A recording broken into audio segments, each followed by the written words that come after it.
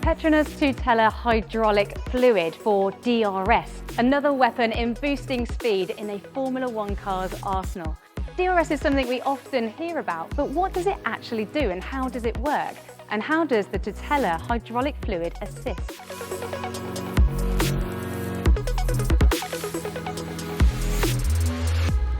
Welcome and thank you for joining us for this episode 5 in this 6-part series where we delve deep into the 5 PETRONAS functional fluids. Today, more specifically, we're looking at the Tutela hydraulic fluid for DRS.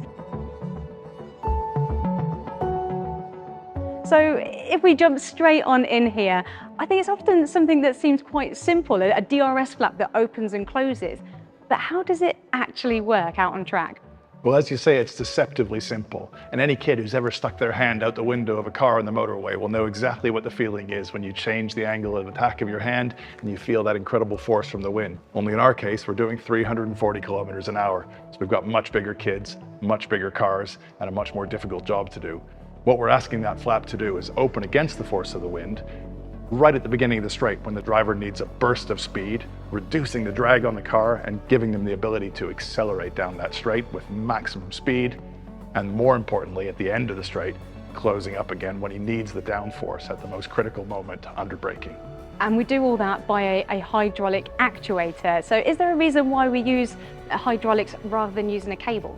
Yeah, of course it is. The driver wants immediate reaction when he pushes the button. The flap needs to go down and up. The hydraulic system will guarantee this immediate reaction.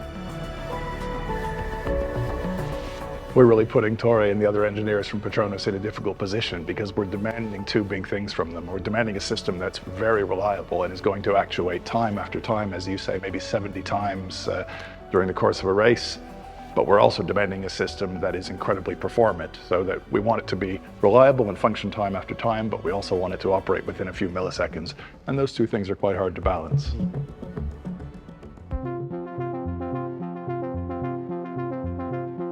So it'd be great now to take a zoomed in look. Would you mind talking us through it, Evan? Yeah, absolutely. So of course what we're looking at here is the whole car, and we're zooming around to get an overhead view of some of the critical elements. So if we can pause in this area, of course we're seeing the power unit from above, and this in the end is the source of all the hydraulic power.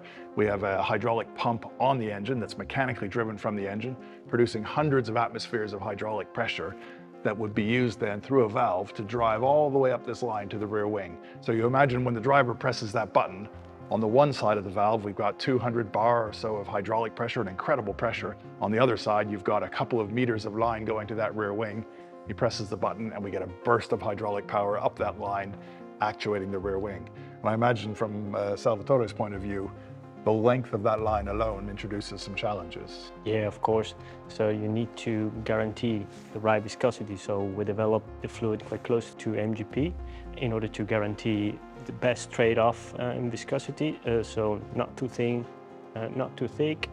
And if you hit that sweet spot, of course, you need to then keep it there through all the race. So you might have the viscosity at the beginning of the race, the temperature of the whole system changes. By the time you get to the end of the race, you want exactly the same characteristics. And we're pretty demanding from that point of view. So now we're looking at the actuator on the wing itself. So we can see here the hydraulic actuator and then a linkage down to the center of the wing that's actuating the flap, and what you'll be used to seeing on television. The actuator itself is normally hidden, and of course that's producing an incredible force, and just in a few milliseconds producing that opening of the wing. We also want that reaction, that actuator to move as quick as possible, as we said, and compressibility is a key factor there. We also need to guarantee full compatibility between the fluid and all the materials around the system and all the seals in order to guarantee full reliability and guarantee also, on top of that, wear protection. Because we're asking you to operate in a pretty dynamic environment. So not only is it vibrating, is it incredibly high temperature, but of course, as you say, the wear is important because we might be doing this hundreds of times. If we're in a really dynamic and close-fought race, we might be a second from the car ahead many times over the course of a race. So the driver will be doing this actuation time after time, and they'll be in our ear shouting if it doesn't go right even once.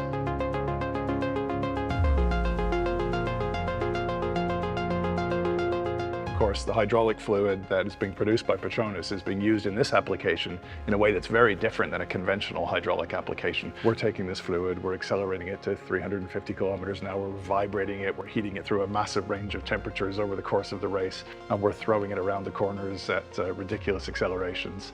It's a bit of a special requirement.